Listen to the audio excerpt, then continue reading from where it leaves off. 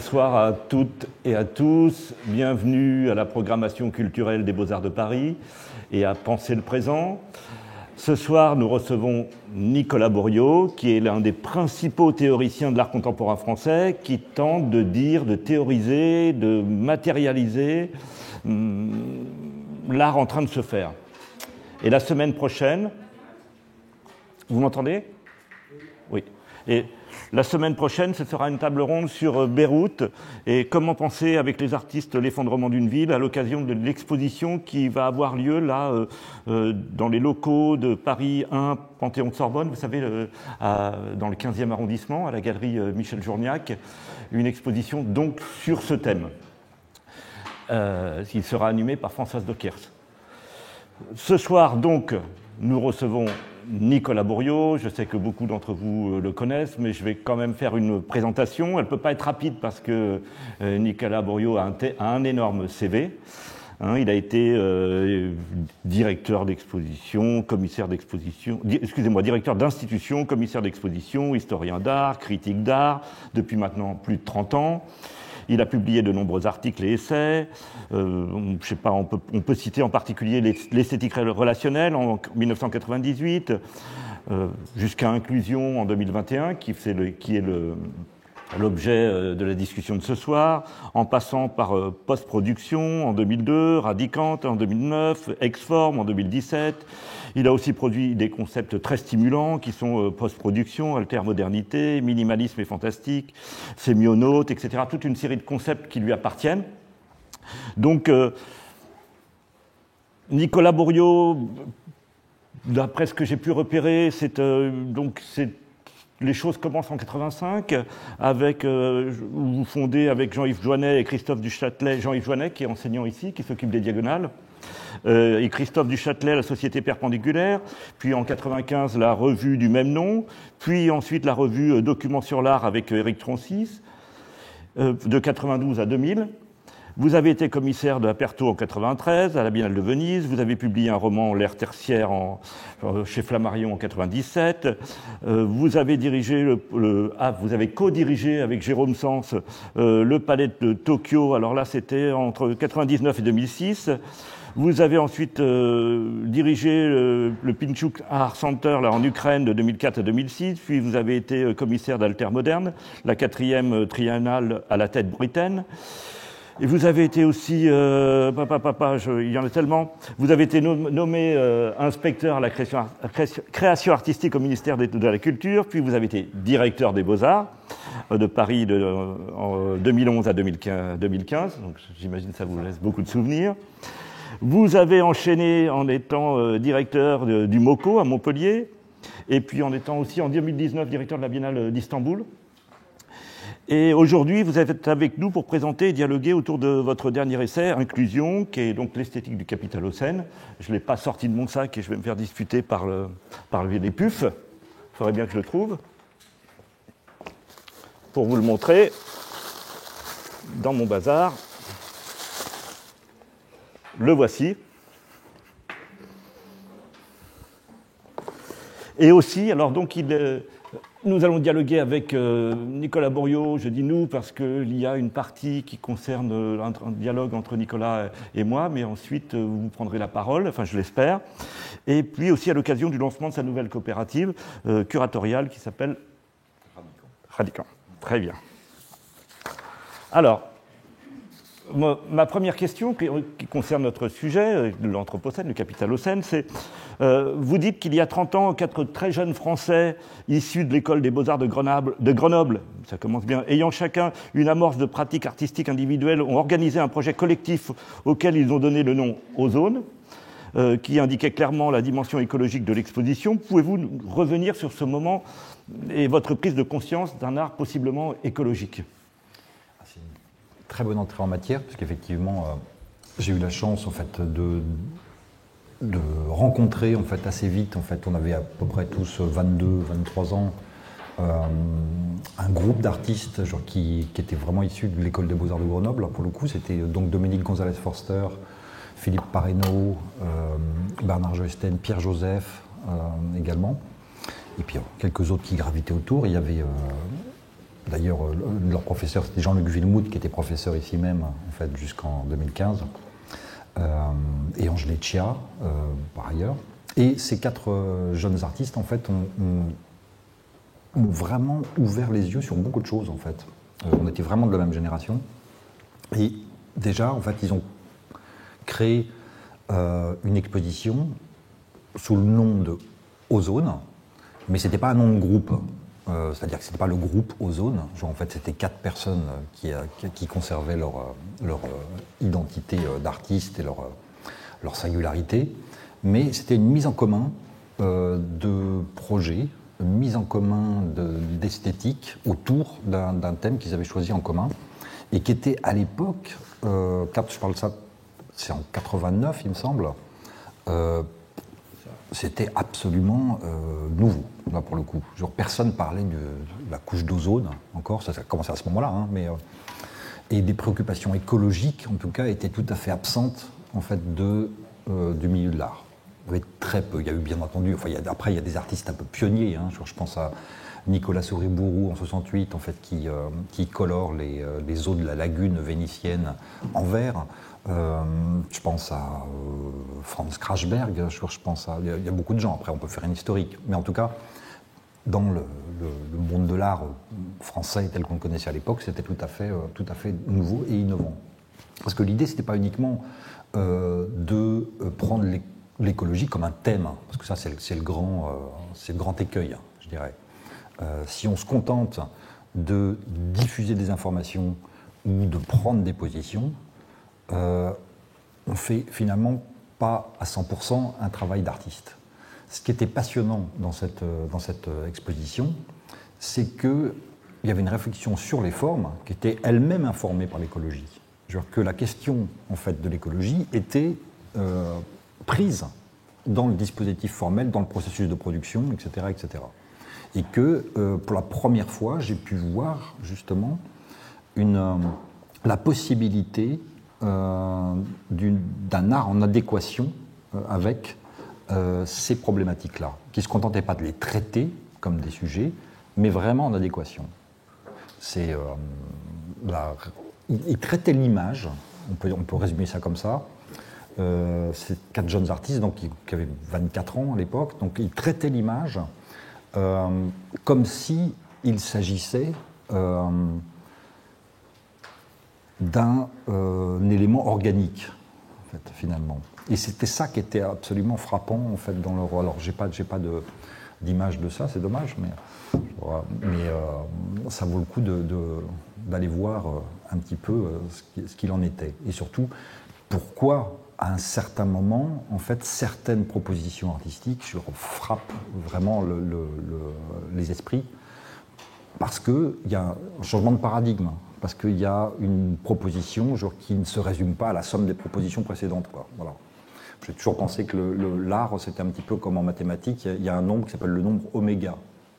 Et oméga, c'est magnifique, c'est très poétique comme idée, en fait, mais c'est des mathématiques. Oméga, c'est l'ensemble des nombres premiers plus 1. Et je me suis toujours dit, s'il y a une définition de l'art qui m'intéresse, moi, c'est celle-ci, en fait. L'art, c'est le nombre oméga. Voilà. C'est toujours ce plus 1 qui fait que, contrairement à ce que pouvait dire Douglas Hubler dans les années 60, en fait, un grand artiste conceptuel, en fait, qui disait « Le monde est plein d'objets, je n'ai pas envie d'en rajouter davantage ». Et c'est une phrase très intéressante aujourd'hui, en fait, justement en rapport avec ses préoccupations écologiques. Le monde est plein d'objets, je n'ai pas envie d'en rajouter davantage, mais en même temps, l'art, c'est toujours ce plus 1. C'est ce qui fait que, voilà, ce qui a déjà été fait ne l'a pas été suffisamment, ou pas forcément de manière suffisamment forte, je pense en tout cas. Depuis, il y a eu de nombreux essais et expositions, donc on a déjà cité les essais dans la présentation. Aujourd'hui, donc, votre nouvel essai paru au PUF, je le remontre, s'intitule « Inclusion esthétique du Capitalocène ». Alors, pourquoi ne pas le nommer l'esthétique de l'Anthropocène, puisque le concept d'Anthropocène, c'est un concept qui circule depuis une vingtaine d'années maintenant. Ouais. Et puis, est-ce que c'est parce que vous vouliez parler aussi de l'influence que Marx exerce dans votre pensée, et même Althusser, on y reviendra peut-être.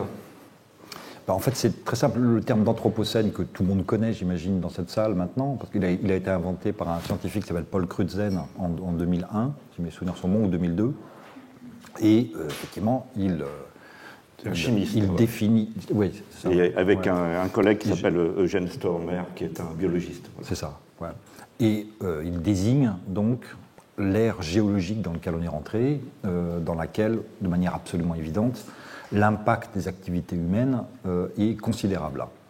Il y a un autre, là plutôt un philosophe pour le coup qui s'appelle Robert Malm, qui est suédois, qui a inventé ce terme capitalocène dans les années 2000, que je trouve plus juste, et il expliquait justement pourquoi ce terme était plus juste.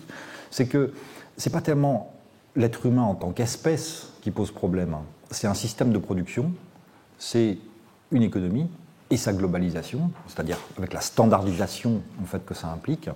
Le problème, c'est le système capitaliste, c'est pas l'espèce humaine, parce que c'est pas les Indiens d'Amazonie en fait qui provoquent le changement climatique, que je sache. Donc il faut aussi pas mettre tout le monde dans le même sac, et l'expression capitalocène permet de ne pas mettre tout le monde dans le même sac. Voilà.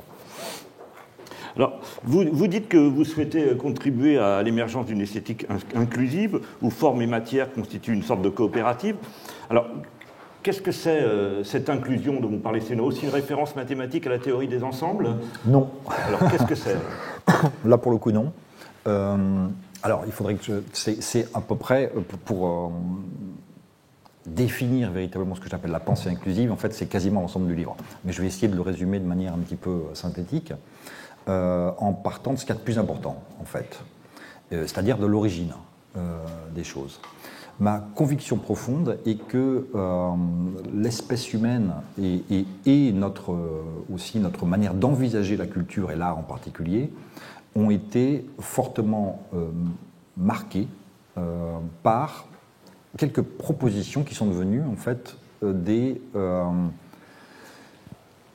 propositions quasiment indépassables, des cadres de pensée en dehors desquels on n'arrive plus à penser, en fait.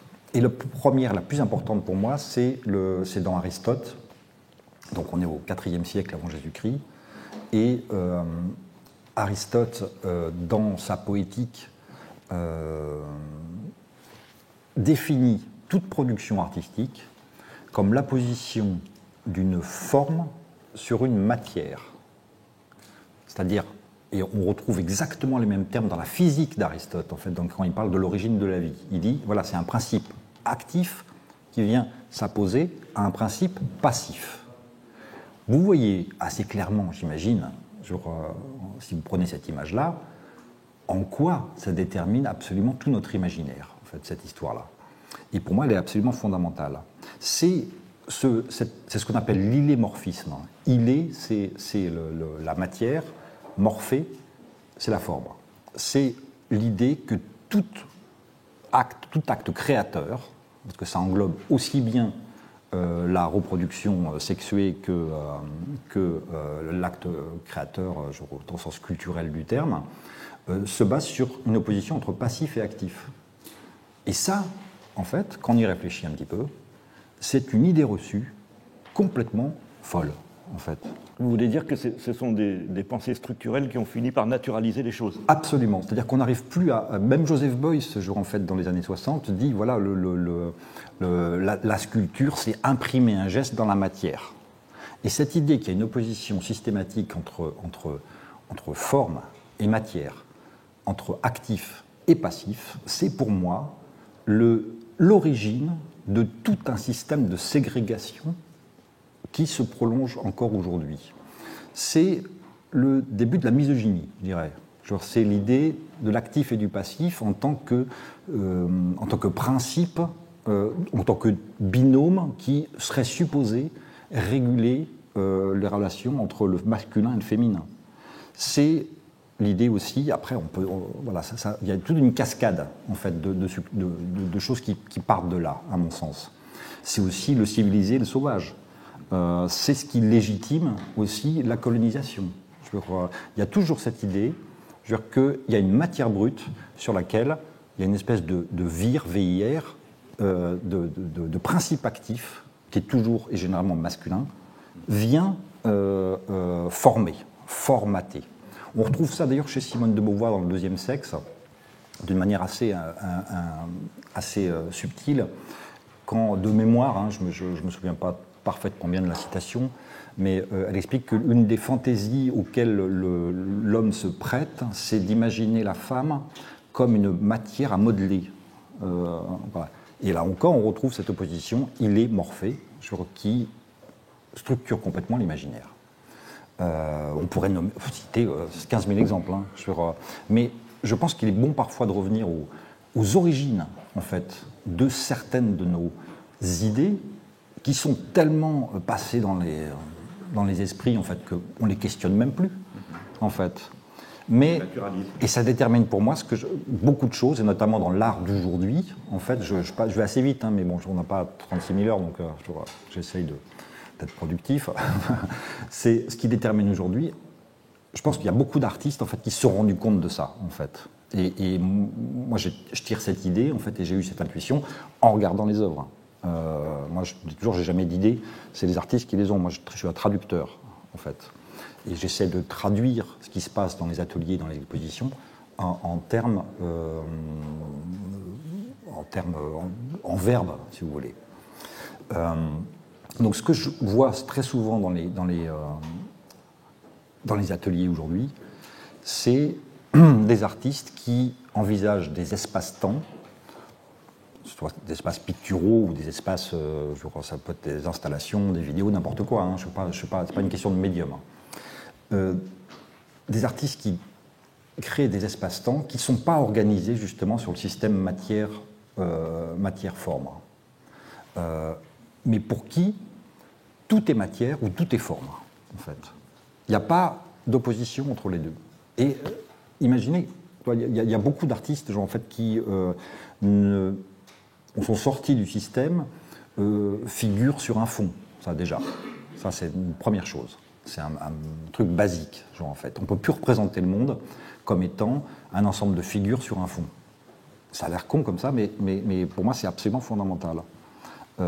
Parce que on ne peut plus parler en fait, de la nature, comme si ça existait d'ailleurs, parce qu'effectivement, dans ces binômes, en fait, il y a évidemment celui de nature-culture, qui est le binôme important aujourd'hui pour l'Anthropocène, pour le Capitalocène.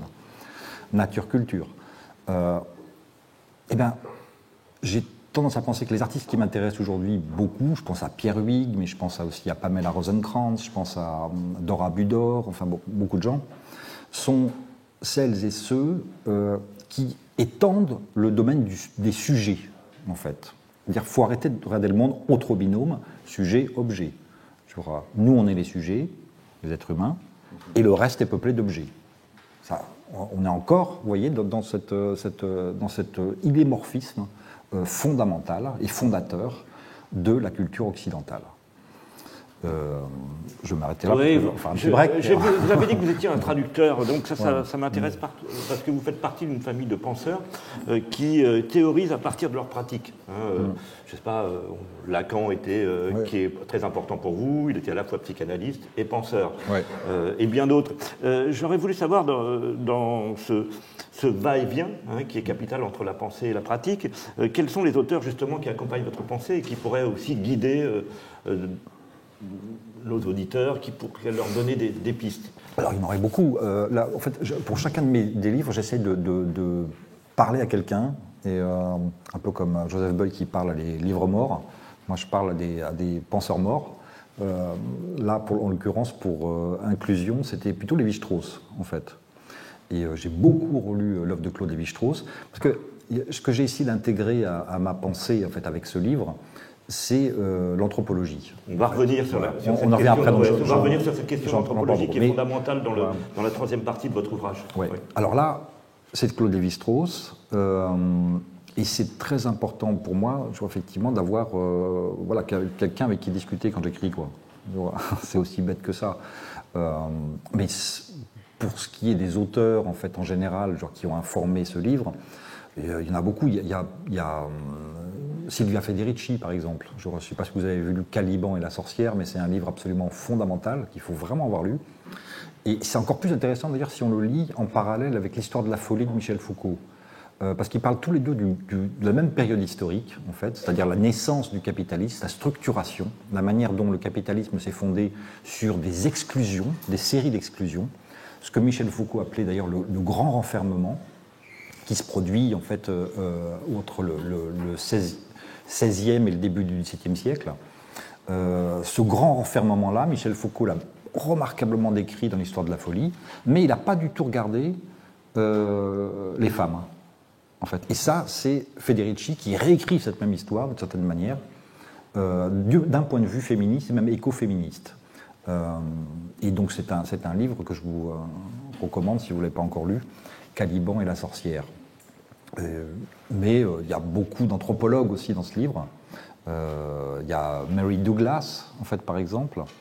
Et pour donner un exemple de comment... Descola qui sera avec nous. Philippe Descola, ouais, bien sûr. Tim Gold qui sera avec nous aussi cette année. Très bonne idée. Voilà. Oui, mais est-ce que vous avez... Moi, ce qui peut être embarrassant dans votre ouvrage, je vous le dis, Nicolas, c'est que vous citez tellement d'auteurs que parfois il peut y avoir un effet d'autorité et le lecteur peut être trop impressionné. Alors là, j'accepte ce défaut. Ancien, mais est-ce qu'il n'y a pas quelque chose de surplombant dans ce fait de citer tous ces auteurs? Est-ce qu'il est nécessaire de fonctionner comme ça, à votre avis? J'ai du mal à fonctionner autrement, mais je pense que c'est pas pour obtenir un effet d'autorité, parce que je suis très loin de la pensée académique, pour le coup universitaire. Je dirais que si j'ai ce défaut, ce qui est très, très possible, c'est plutôt le défaut que peut avoir un DJ en fait, qui passe trop de disques dans la soirée. Quoi.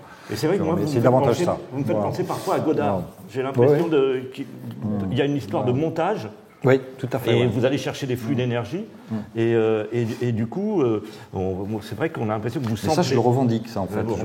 Dans le début de l'Ex-Forme, je crois que c'était... Non, de Radicant, j'explique que le livre est comme une sorte de collier, en fait, où chaque chapitre, en fait, est une sorte de clip, en fait, dans le sens joaillier du terme, clip, ouais. Comme une sorte de manière d'égrener en fait, des propositions qui tournent en fait, autour d'un même sujet. Mais c'est vrai qu'il y a un effet d'accumulation. Mais ça, je le revendique assez volontiers, en fait. C'est plutôt de l'enthousiasme, en fait, pour la pensée. J'ai tendance à penser, là pour le coup, c'est aussi quelque chose qu'on retrouve chez Walter Benjamin, en fait, que quand la citation, c'est comme une photo, en fait. Au lieu de représenter quelque chose, on prend la photo. Faire une citation, c'est à peu près la même chose. C'est la photo d'une pensée, en fait, avec le nom de son auteur, ce qui permet d'aller plus vite. Et puis peut-être que je vais trop vite. Voilà. Oui, en tout cas, ça peut effrayer. J'ai un certain nombre de collègues à qui j'ai parlé de votre ouvrage, ils étaient effrayés effectivement par l'ampleur des références, mais effectivement l'ouvrage est passionnant. Et pour revenir alors sur le fond, vous consacrez de nombreuses pages à aller à l'encontre d'un courant de pensée qui s'est imposé aujourd'hui, enfin qui s'est imposé en tout cas qui est en débat, qui est le réalisme spéculatif, et donc qui est représenté par de nombreux auteurs, mais dont le représentant en France est Quentin Mélenchon. Et là, il y a quelque chose qui, pour moi, me semblait intéressant, cette piste d'horizontalité qu'on trouvait chez ces auteurs. Et vous ça semble beaucoup vous effrayer parce que ça signifierait, selon vous, la mort de l'art. Est-ce qu'on peut revenir sur ces pages que vous consacrez au réalisme spéculatif? Tout à fait. Bon, pour préciser que Quentin Miyasu, c'est un copain. Donc, on a ce genre de discussion. En fait, c'est moi qui lui ai présenté Pierre Huyghe, en fait, et à partir de laquelle il y a eu une vraie relation de travail qui s'est établie entre eux. Donc, c'est important. Et je pense qu'il est beaucoup moins, Quentin Miyasu, il est beaucoup moins systématique dans sa manière de penser que les représentants américains, pour le coup, du réalisme spéculatif. Mais en gros, pour décrire de quoi on parle, c'est un courant de pensée en fait, qui est apparu au cours d'ailleurs d'un symposium à Goldsmith, à Londres. Je crois que c'est en 2006 ou quelque chose comme ça, 2005. Début des années 2000. Et l'idée fondamentale, en fait, genre pour aller vite, c'est que entre l'être humain et un caillou, en fait, il n'y a qu'une différence de degré de sensibilité, en fait, et que le monde est constitué d'objets, pour le coup. Donc c'est ce qu'on appelle une ontologie orientée objet, et le réalisme. Il y aurait une réalité en dehors de nos représentations. Ouais. Voilà. C'est ce que Kotamiyasu appelle l'archifossile. En fait, c'est quand on s'imagine, en fait. Le monde avant même l'apparition de l'espèce humaine. D'ailleurs, j'ai noté une citation de Tristan Garcia que je voulais vous lire parce que c'est une bonne introduction à ça. Il parle du moment où la culture, en fait, réclame un dehors, en fait, parce qu'il parle beaucoup du grand dehors, c'est-à-dire cet espace dans lequel, justement, l'être humain n'apparaît pas, en fait. Et c'est une citation que je fais dans le livre. Hein.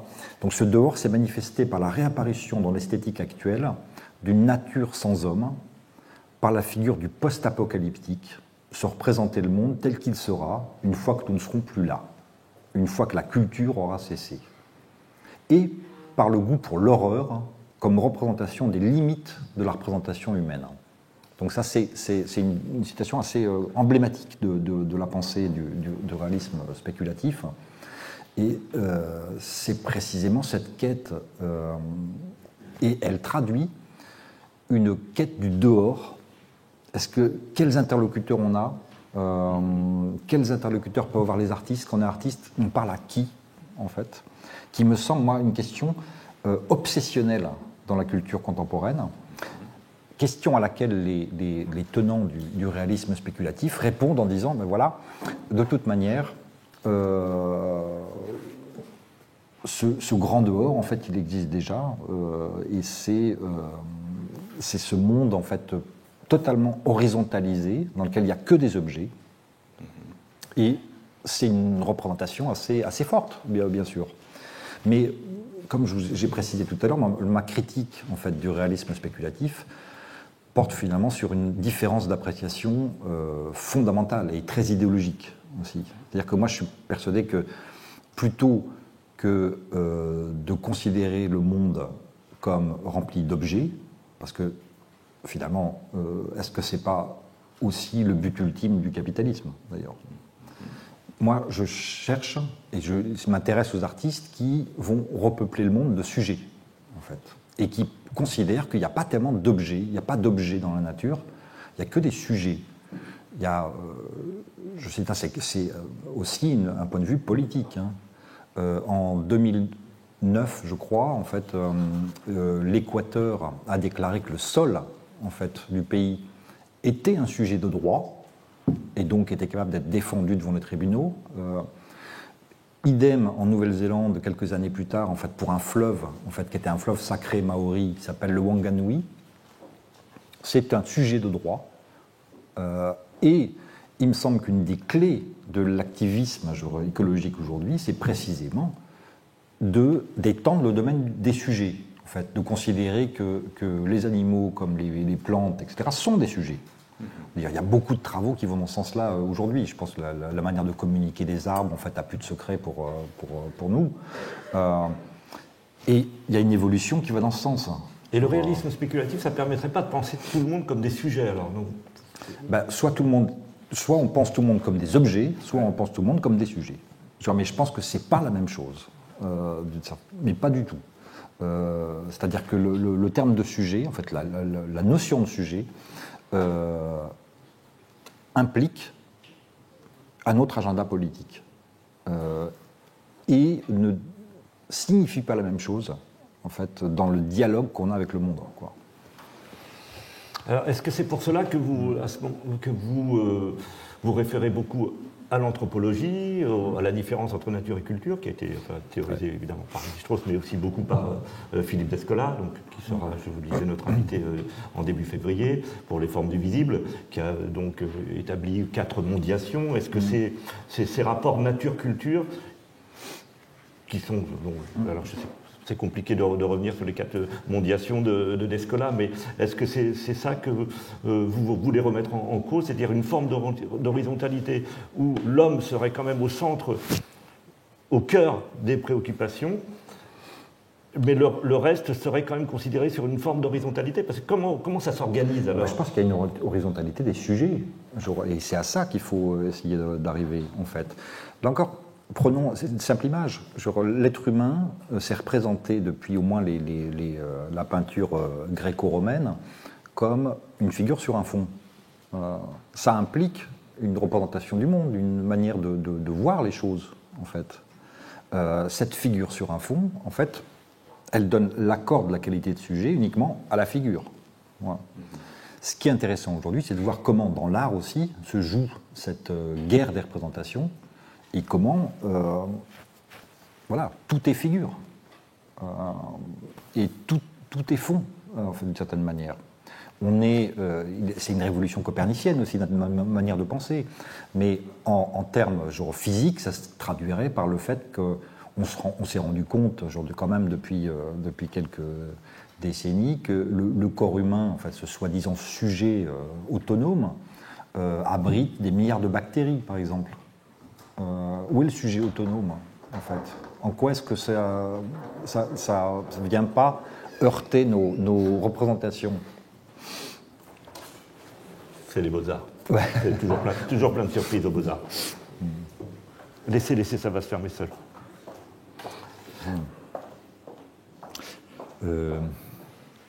Oui, ce qu'on disait. Ouais. En tout cas, ce qu'on pourrait faire, c'est peut-être donner des exemples, c'est-à-dire que vous parliez de forme et de fond, et effectivement de la perspective, qui est de toute façon donnée par la vision humaine, et peut-être qu'on peut aussi chercher à déconstruire cette vision humaine, puisque les animaux ne voient pas comme nous on voit. Et est-ce que c'est pour cela que vous allez vous intéresser beaucoup à des pratiques comme celle de Thomas Saraceno, dont on a vu voir une exposition très étonnante, hein, on peut aimer ou ne pas aimer, mais vous savez, c'est cet artiste qui travaille avec les araignées, ou Pierre Huyghe, est-ce que vous Marc Lequet, c'est ça que vous citez beaucoup? Est-ce que c'est pour cela? Est-ce que vous pouvez, à travers ces exemples,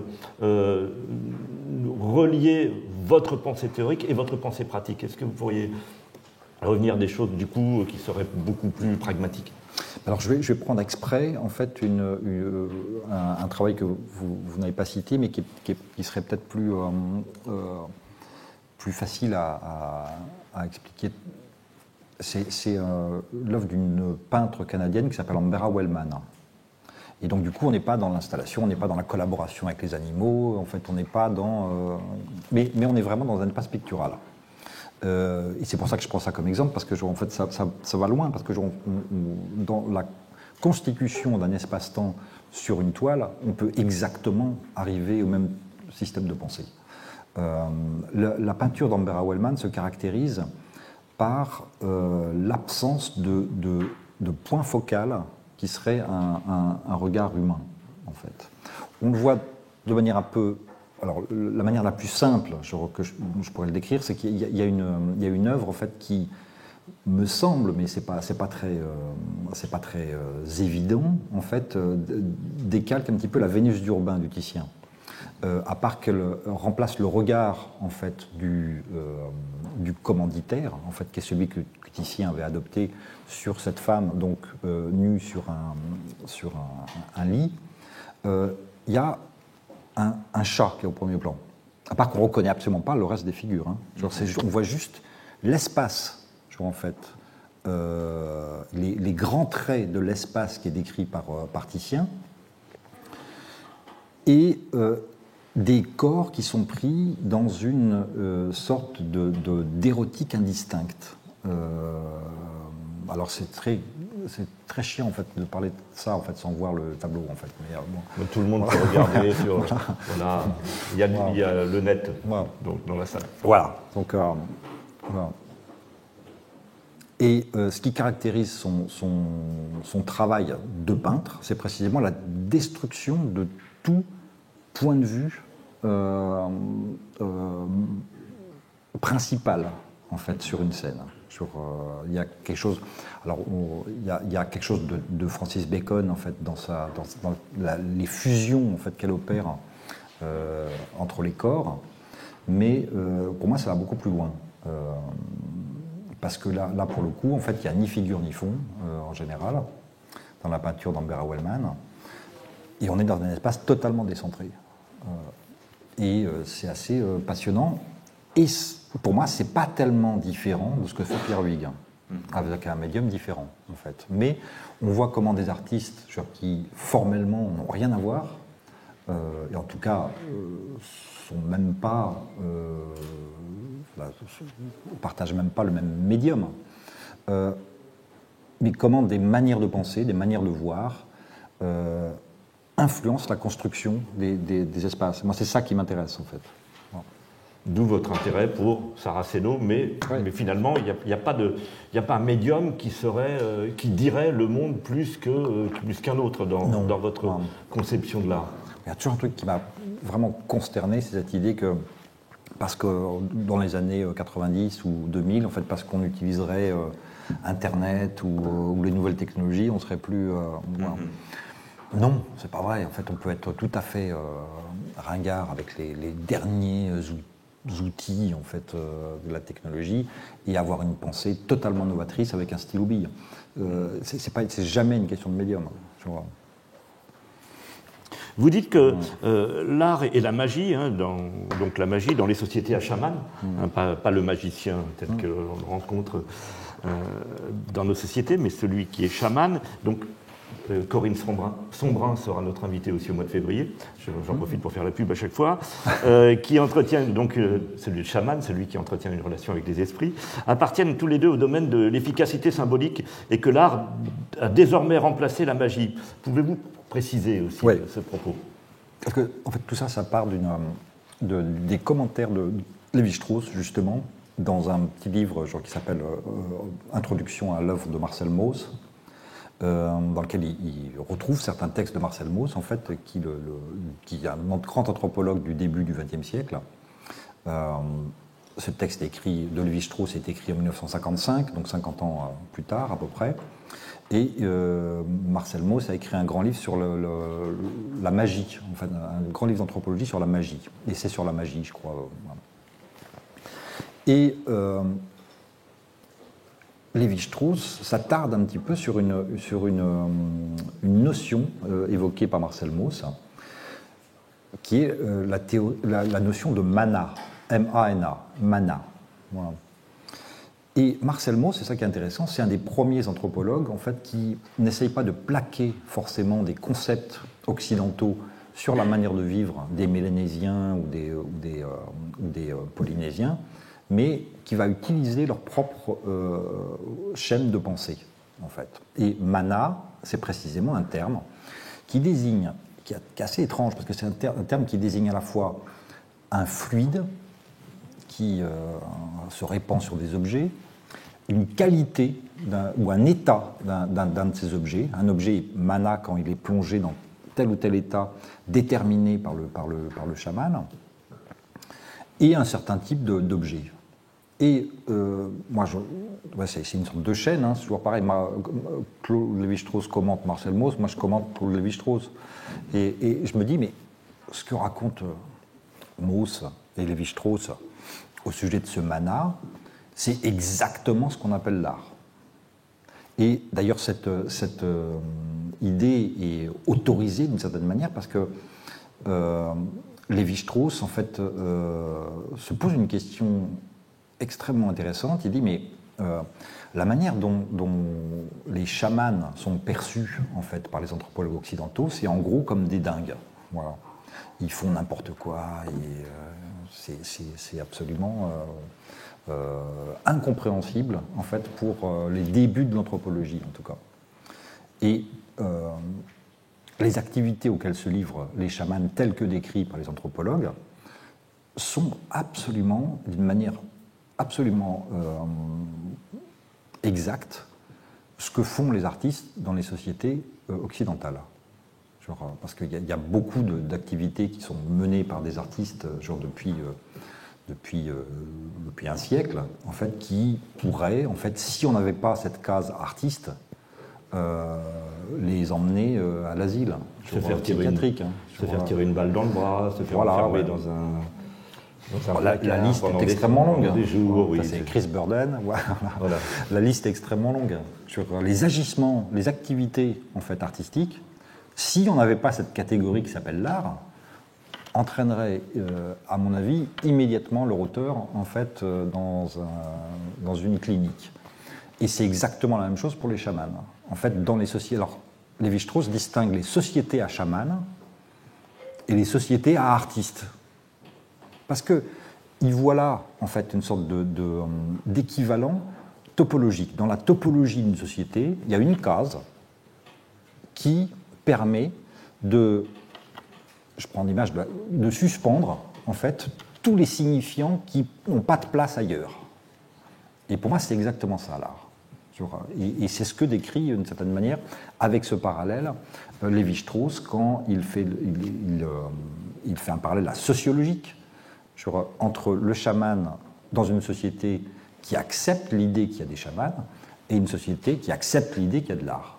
Voilà. Mais fondamentalement, je suis désolé, mais c'est pas tellement différent. Un sorcier Zuni au Nouveau-Mexique va par exemple prendre une plume ou n'importe quel autre objet et dire qu'elle est dotée de pouvoirs magiques.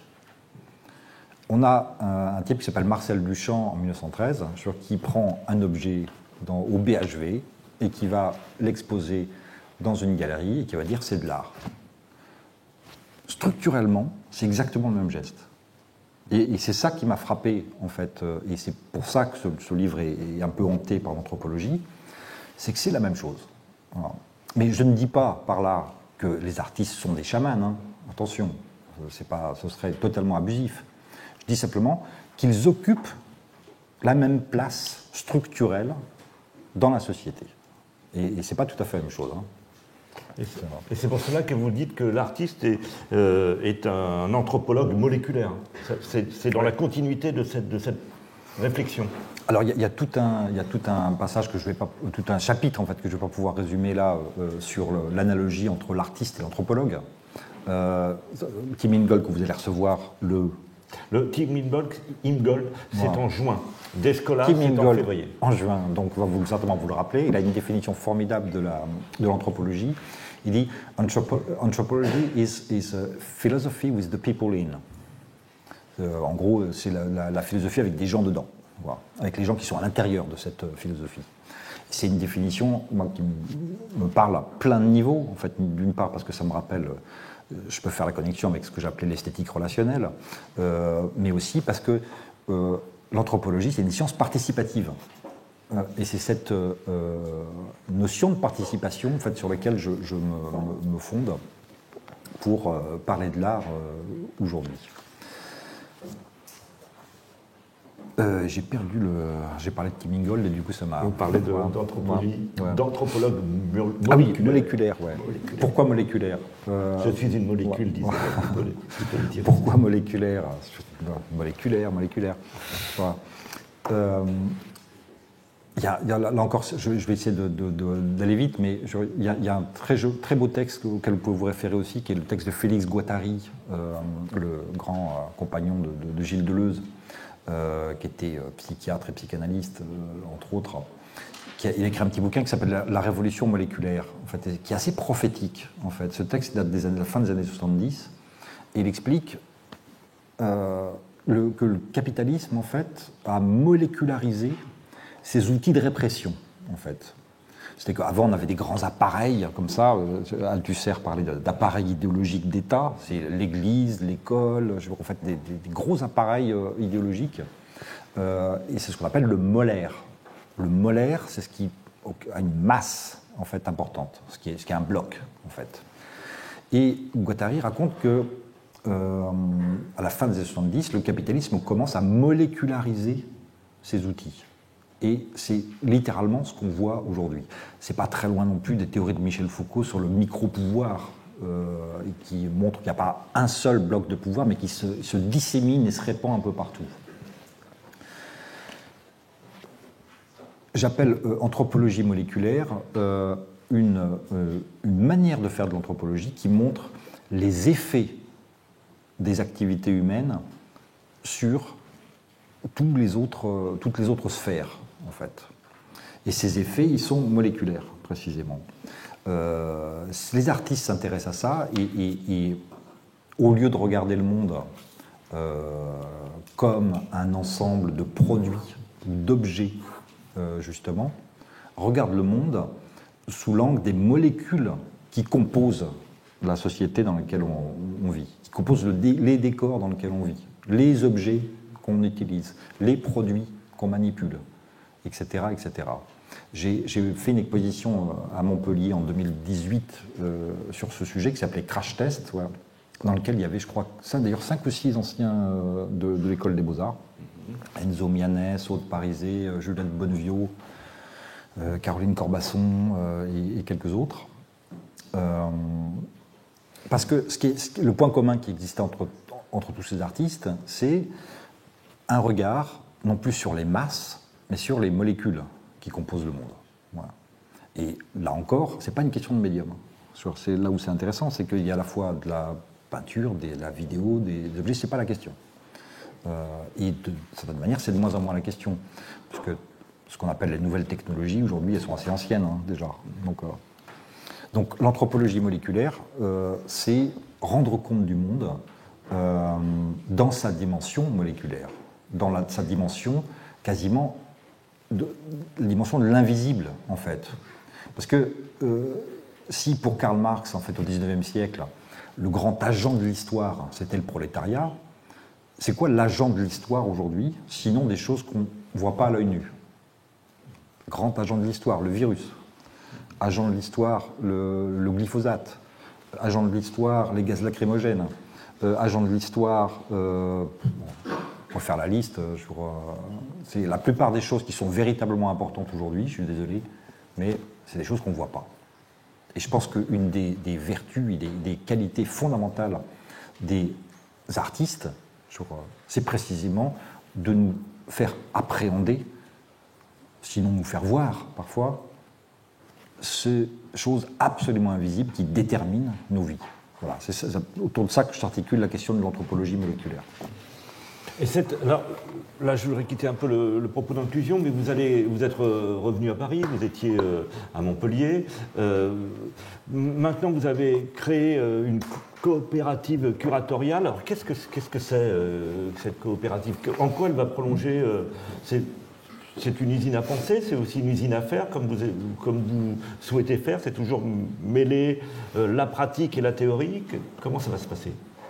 Alors, je précise en introduction, donc ces 5 dernières années, j'étais effectivement à Montpellier, où j'ai créé une nouvelle institution qui s'appelle le MOCO, Montpellier Contemporain, qui réunissait un centre d'art qui s'appelle La Panacée, un nouveau lieu qui a ouvert en 2019, qui montrait uniquement des projets curatés à partir de collections, publiques ou privées d'ailleurs, et l'école des beaux-arts de la ville. Donc j'ai eu la chance de continuer à diriger une école des beaux-arts entre 2015 et aujourd'hui.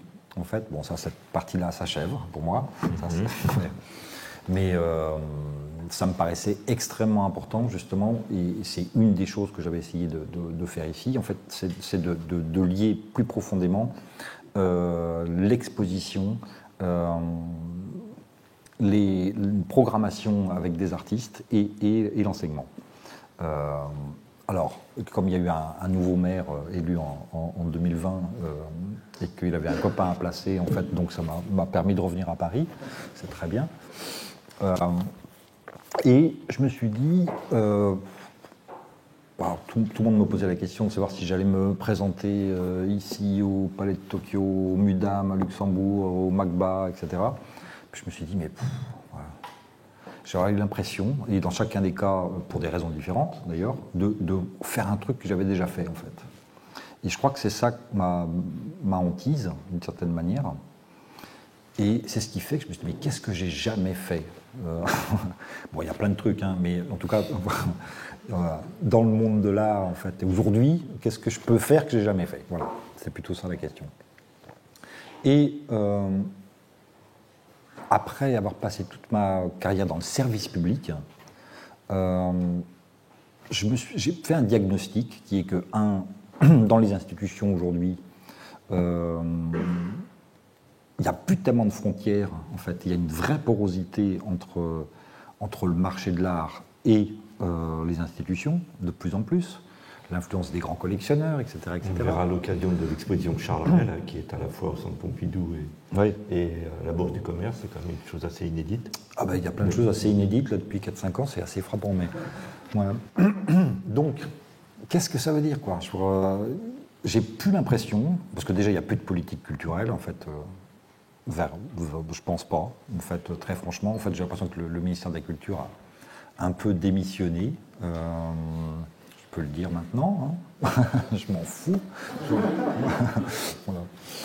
Mais c'est vrai, il n'y a plus de politique culturelle. J'ai pas l'impression que l'exigence, en fait, qui pour moi a toujours été associée au service public, je reçois défendue véritablement, en fait, dans le réseau des institutions françaises. Donc pour moi, j'avais toujours tracé une ligne entre les deux, mais je pense que cette ligne entre privé et public, elle est de plus en plus insignifiante. Et en tout cas, c'est plus là que ça se passe. Vous savez, il y a un moment où on raisonne figuratif, abstrait. En fait, ça, c'est les années 50. Puis après, bon, figuratif, abstrait, bon, aujourd'hui, c'est plus une ligne de partage entre les choses. Eh bien, dans la société en général aujourd'hui, j'ai bien peur que privé-public, ce ne soit plus vraiment la ligne de front. Et qu'il faut aussi essayer de réformer le secteur privé, il faut essayer de réformer le marché de l'art, il faut aussi essayer de travailler avec les mêmes valeurs que celles qui présidaient à nos actions dans le service public, aller les porter ailleurs. Et c'est ça qui m'a amené à créer une structure, qui est une structure de droit privé pour le coup, mais que je définis comme une coopérative curatoriale. Alors qu'est-ce que ça veut dire? Eh bien, c'est un truc qui précisément n'existe pas, en fait. Encore, c'est, si vous voulez, l'idée c'est de produire des expositions. Que ces expositions aient systématiquement un ou une auteur. Le modèle économique, il ne s'agit pas de gagner de l'argent, il s'agit de pouvoir faire la prochaine exposition, en fait, en gros, repose sur à la fois la vente des œuvres, la vente des expositions, quand elles peuvent tourner dans plusieurs lieux, mais à part qu'on ne défend pas, on ne représente pas d'artistes, en fait. On peut travailler avec quasiment tous les artistes qui nous intéressent. Enfin, je suis en train de faire la première exposition de Radican avec un S, donc c'est le nom de cette coopérative, qui aura lieu en fin avril, la semaine d'ouverture de la Biennale de Venise à Venise. Voilà. Donc l'idée c'est d'aller au cœur du truc, et c'est une exposition qui s'appelle Planète B, et qui porte sur... C'est une petite subdivision de ce livre, en fait, c'est l'esthétique du Capitalocène, mais avec la mise en jeu d'une vieille notion complètement qui est associée à une espèce de romantisme, etc., c'est la notion de sublime. Et cette exposition va essayer de montrer comment cette vieille notion du sublime, une fois débarrassée de son romantisme, est tout à fait adéquate et intéressante si on veut comprendre l'art d'aujourd'hui. Parce que le sublime, c'est en 3 mots, se définit chez Kant ou chez Burke, en fait à la fin du XVIIIe siècle, comme une relation entre l'être humain et la nature. 1. 2, c'est toujours une représentation qui nous rappelle à quel point l'espèce humaine est petite et ridicule face à l'immensité et la grandeur en fait, de cette nature. 2. Et 3, c'est tout ce qui n'a pas de limite ou de bord, en fait. Donc il y a un truc un peu informel dans le sublime, en fait. C'est l'idée du hors-limite, en fait. Et Burke définit, la 4e chose, Burke définit le sublime comme un plaisir teinté d'effroi, en fait. C'est une délectation esthétique, certes, un plaisir esthétique, mais teinté de terreur ou d'horreur, en fait. C'est les mots mêmes de Burke. qu'est-ce qu'il y a de plus adéquat à ce qu'on est en train de vivre aujourd'hui? L'atmosphère devient une menace. On est immergé dans une planète en fait, dont on ne perçoit pas les contours ni les bords, mais qui constitue une menace, d'une certaine manière. Et le changement climatique, il y a quelque chose qui se rapporte justement à un sublime, déromanticisé, mais devenu pour le coup beaucoup plus politique qu'il ne l'était au XVIIIe siècle. Donc ce petit détour étant fait, donc la première exposition, ça s'appellera comme ça, Planète B. C'est une équipe qui a géométrie variable. Comment ça fonctionne? Alors il y a 5 personnes qui produisent les expositions avec moi, en fait, qui font il y a une personne qui s'occupe des éditions, enfin des livres qu'on va publier pour chaque projet qu'on va faire. Une personne, Barbara Lagier, qui s'occupe de l'organisation des expositions. Cyril Troubelskoy qui s'occupe de tout ce qui est commercial, en fait, parce que moi je suis nul dans ce genre de truc, donc c'est pas du tout mon truc, donc autant s'adresser à des gens qui sont capables. Et donc oui, c'est une très petite équipe, et ensuite il y a une dizaine en fait, de curators en fait, à Paris, à New York, en Amérique du Sud, etc., avec qui j'ai envie de travailler, qui me proposent des projets, en fait. D'accord. C'est un peu ça l'idée. Petit à petit, ça va se structurer d'une autre manière. J'aimerais bien que ça devienne une véritable coopérative, c'est-à-dire que les curators en question aient aussi un intérêt durable dans cette entreprise. Mais l'idée, c'est que chacun des curators, en fait, est associé économiquement à l'ensemble des transactions, en fait. Donc il y a l'idée d'un cercle vertueux, en fait, dans lequel les gens qui qui produisent de la plus-value, qui produisent des perspectives historiques, qui produisent un regard sur l'art, ne soient plus exclus justement de son marché, en fait. Donc là, pour le coup, on introduit un nouveau personnage. Il y a l'artiste et le curator, en fait, qui sont en face à face, en fait, dans une relation qui peut être commerciale. Voilà. Très bien, là on est à 1 heure de discussion, donc je vais vous passer la parole. J'imagine que vous avez d'autres questions à poser. Je vous apporte mon micro de suite.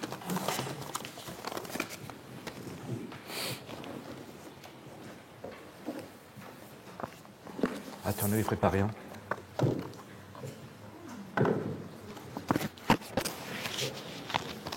Merci.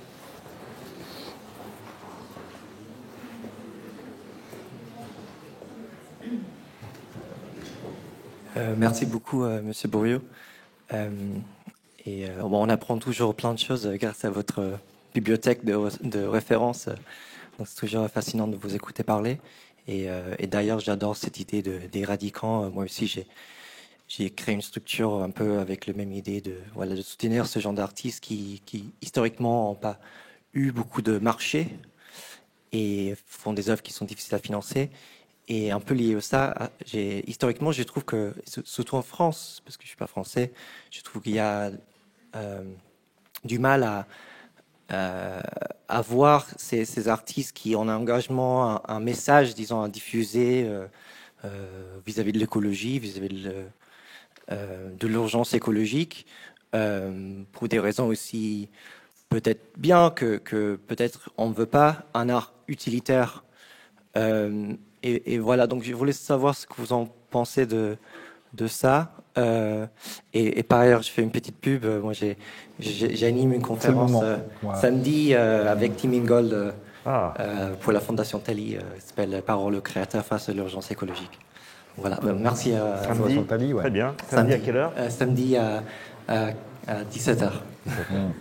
Merci. C'est toujours bien d'écouter Tim Ingold, donc on peut venir 2 fois. Chez nous et à la Fondation Thalie, c'est ça? En ligne. Après? Pour répondre peut-être à la première partie de la question, en fait, je me satisfais jamais d'un art qui se réduise à une communication, en fait. Il y a une très belle conférence de Deleuze sur l'art, qui est le contraire de la communication, qu'on peut trouver facilement sur YouTube. c'est bon de la regarder parce qu'on essaye souvent aujourd'hui de réduire l'art justement à une communication. Mais je pense que c'est pas là que se situe sa puissance, en fait. Sa puissance se situe au-delà. Et dans un monde qui est de plus en plus utilitaire, justement, et de plus en plus tourné vers une sorte de pragmatisme un peu borné, c'est important de préserver aussi l'idée même qu'il y ait des choses qui ne servent pas. Et ne pas servir, ça me fait penser à Lucifer qui dit non serviam, c'est la phrase de la rébellion, en fait, aussi. Je pense que ne pas se soumettre en fait, à l'utilitarisme global contemporain, c'est assez important. Et l'art, c'est précisément un espace qui ne s'y réduit pas. Voilà. Oui, moi j'avais une question concernant l'ex-forme aussi.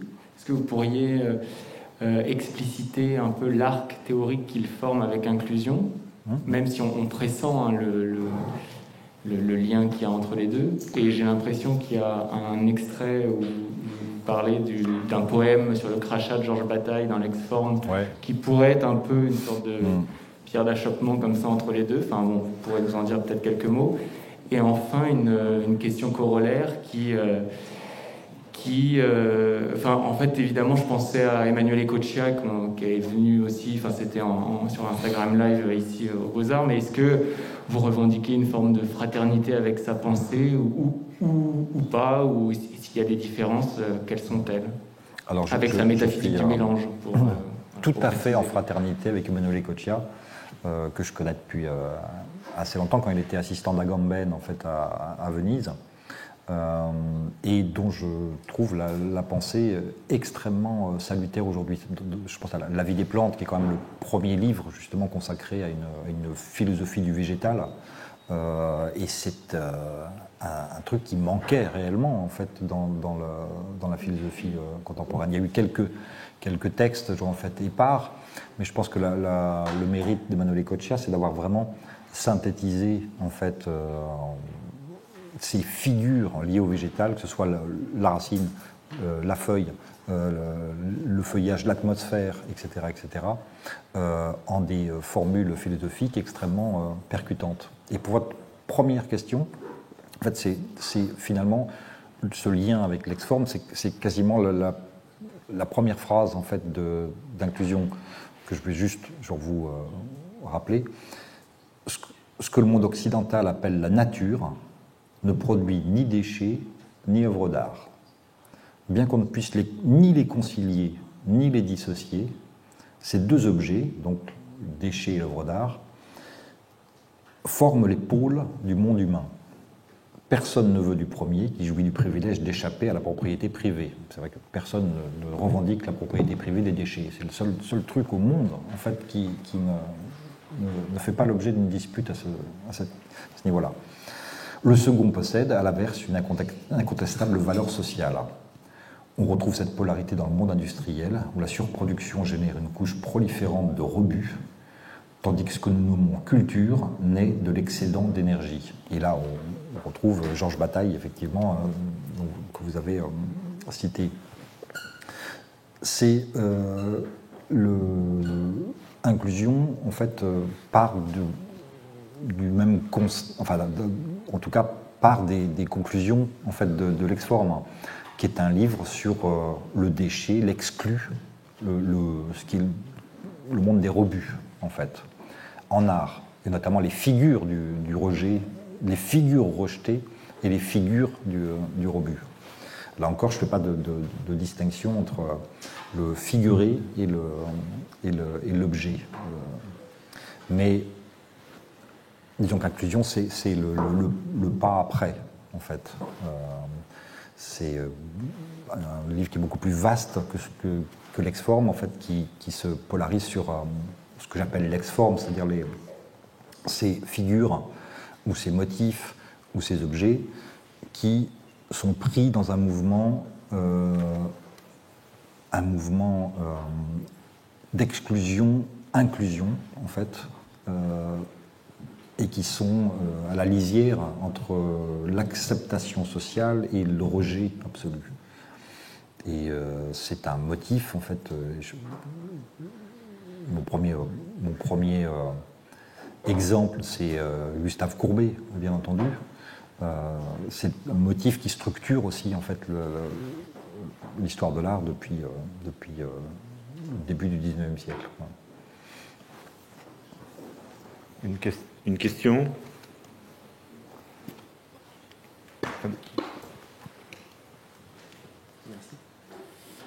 Oui, ça serait simplement pour spécifier quelque chose que je n'ai pas bien compris par rapport au réalisme spéculatif. Du coup, comme quoi le monde est constitué d'objets, du coup, et du coup qui pourrait potentiellement le repeupler de sujets pour remettre l'homme au centre.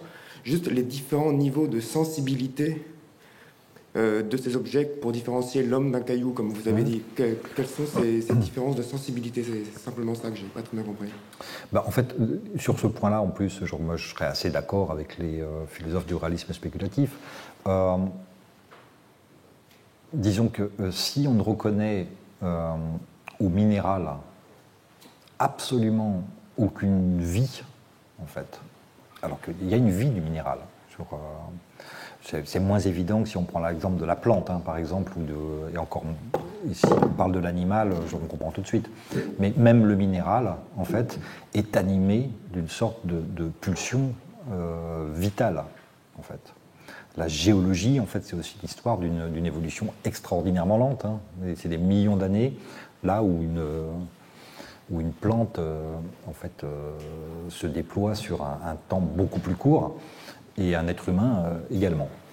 Mais il y a quelque chose de vivant dans tout.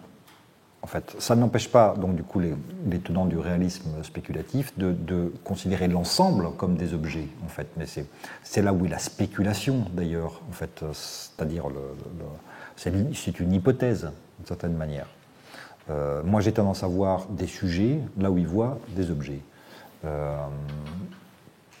Mais sur le fait qu'il y a simplement une gradation entre le minéral et l'humain, ou l'animal en général d'ailleurs, hein, parce qu'on s'exempte un peu volontiers de la condition animale, mais je pense que c'est tout à fait indu. Voilà.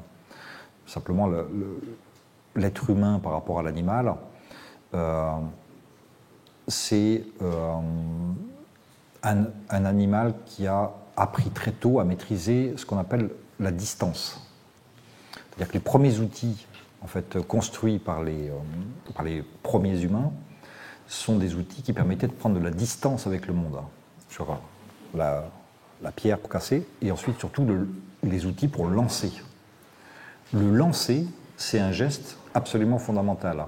Vous allez dire que ça n'a rien à voir avec ce que vous m'avez demandé, mais si. C'est un geste absolument fondamental parce que c'est à travers ce geste que l'être humain prend sa distance avec tous les autres animaux, en fait. Ils ne sont pas capables d'action à distance. Et c'est cette distance-là qui nous constitue anthropologiquement en tant qu'espèce assez à part. On est simplement des animaux distants. Et il n'y a pas d'un côté, en fait, des objets et de l'autre côté, nous, ou des formes vivantes assujetties et d'un côté nous, les humains, mais une gradation qui va du caillou, effectivement, jusqu'à l'être humain. On ne peut pas non plus exagérer, je crois, sur la force vitale du caillou. Hein, ne me faites pas dire ce que je n'ai pas dit. Et en tout cas, cette équivalence-là est beaucoup plus revendiquée justement par les tenants du réalisme spéculatif que par moi, d'ailleurs. Mais après tout, pourquoi dénuer au caillou son statut de sujet, même si c'est un sujet assez minimal. Hein, voilà. Je vous remercie. Une autre question ?